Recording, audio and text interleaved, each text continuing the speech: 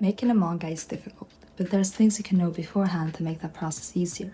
And in this video, I won't be going into the specifics of making a manga, like paneling, storyboards, inks, or other stuff, but rather just a few things that you need to have beforehand to begin that manga project. And beginning is actually the hardest part, because that's where most beginner artists and creators drop the project, just thinking about how much work you need to put in. And yes, it's true, manga and comics and graphic novels all take a lot of time and work. However, there's something that can help keep that motivation running along the way, and that's something we talked about in the last video as well. That thing is actually having a strong reason for why you're actually starting your manga project. It could actually be anything. We also discussed 3 main reasons why I think that you should begin your manga project. If any of those reasons resonate with you, then you should begin your manga project. If you're not quite sure yet and you're just making your manga to just have fun, then it's also a really good enough reason to begin your manga project. So don't let anyone tell you otherwise. But having a clear goal and knowing where you want to go, just being able to see the end of it, it's actually quite important, because you don't have to focus as much on the process, but you have to focus on the end results. For me, the reason why I started creating was to just have fun and share my story, a story that I thought of a lot and characters that I adored. It had a lot of scenes, action scenes, nice plot. The reason why I didn't choose writing as a medium to share this story was because it just didn't feel like it would be able to catch the essence of my story. And at the end of the day, I was an artist since when I was a kid, so I thought, why not put my drawings to the test and just explore? Having the end result in mind, and that being having people who will love reading your story, who would smile at your characters, just like you do for other mangas, for other comic books, and even animated shows like animes. For me, it was like the highest achievement. It is something that kept me going, kept that motivation going, just making the whole process easier for me.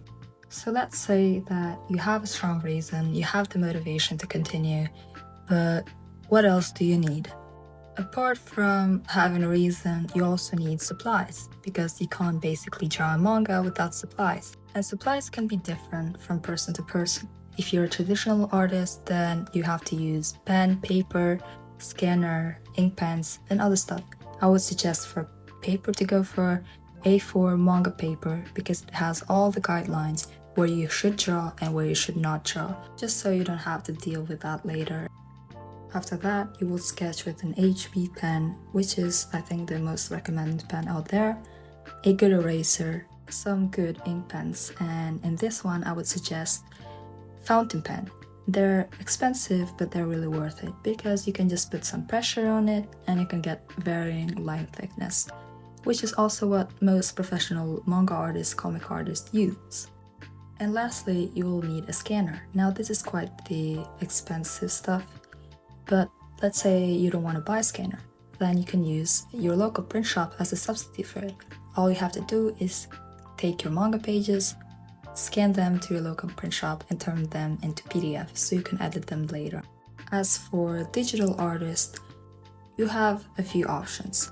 One of the options, which I think is also the cheapest, is actually using your phone. You can download Ibis Paint, which is a good software for drawing manga. It is free, it has all the essentials like panelings, ink pens, brushes.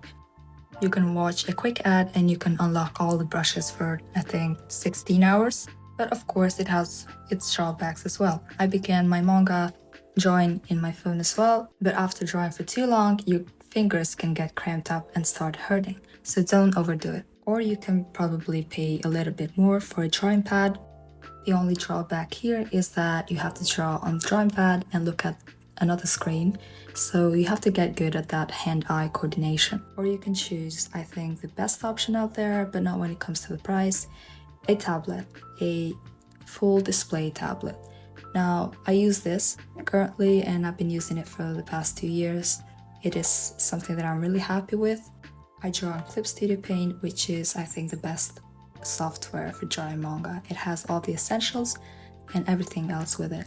It is quite expensive, but thankfully I got it as a gift from my cousin. However, I think it's a really good investment to make if you're serious about making manga in the future. It might seem at first that traditional artists have a cheaper option, but that completely depends on the length of the project.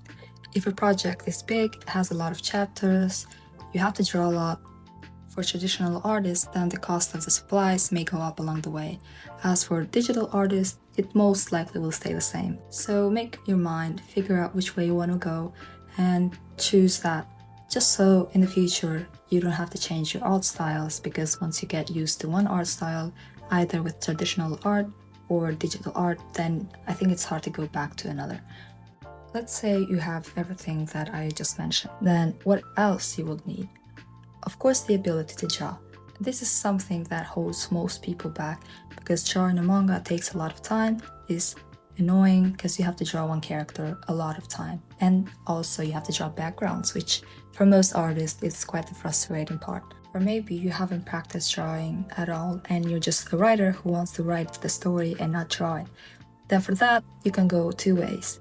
You either can learn how to draw with online courses on YouTube, paid courses as well, and they might get you ready in about 3 years of time, or you just can hire an artist. And I've seen a lot of people do that, and I'm also a freelance artist myself, and I do that full time. Art is essential when it comes to mangas and comics and webcomics, because they're a graphic novel. They're not a written novel, but an illustrated one. So it's quite important either you know how to draw yourself or you hire an artist. Of course, paying an artist is not cheap, because it takes those artists hours to make one page. But if you made up your mind that you're going to hire an artist, then I would suggest Reddit, Upwork, or Fiverr. Personally, I've used Reddit to network with other authors where I found jobs most of the time. So Reddit is also a really good place to find artists. Now let's say either you're an artist yourself or you found the artist. What is something else that you need before beginning that manga project? Although I left it for the last place, I think it's the most essential part, and that's the story. Either you have written it or you just have it in your mind. It's important that you write it somewhere, and it could change the way that you format things. For example, if you're a writer and you're trying to collaborate with artists, it's important to write the script in a manga script format, a comic script, just so the artist has an exact idea of what they need to draw. If you're the artist yourself and the writer as well, then you can make it however you want. You don't have to be specific about everything. At least for myself, I only storyboard and write the dialogue right there and then. I don't usually write before drawing. But it's important that you be as most specific as you can be with your artist, just so you write the panels 1, 2, and 3 and you have a clear story and action in mind. Usually when I work with other authors, they just give me the script like a novel and I just translate it into illustrations. That's also okay if the artist is okay with it. But preferably it would be nice that you actually just write the script like panel 1, panel 2, and panel 3. That may take a bit creativity out of the artist. In case you want that, then you can just leave it as a novel script. It's really important that you keep communications clear, precise, throughout the whole project. Different artists have their own ways of working with things. Usually for me, I allow edits in the storyboard phase and in inks phase. Usually about 1 or 2 edits in the inks phase, because it's actually harder to make edits and changes in there. Prices are usually set for pages, page rates, or panels. For pages, it could begin from $30 to, I don't know, even 100, I guess. I haven't reached 100. And for panels, about 10, 15, and 20 or more, I don't know. It depends on how much changes the artist allows you to make, their art level, and the storytelling skills. Anyway, that's about it. I really hope you enjoyed this video. If you have any questions, feel free to leave that below. I'll do my best to reply to those in the next video. Also, before I leave, I wanted to announce that I've uploaded 2 chapters of my manga in my personal website. You can find the link in bio. Anyway, I really hope you see my future videos and you stick out for more. Just wish you the best of luck and keep creating. Have fun. Bye.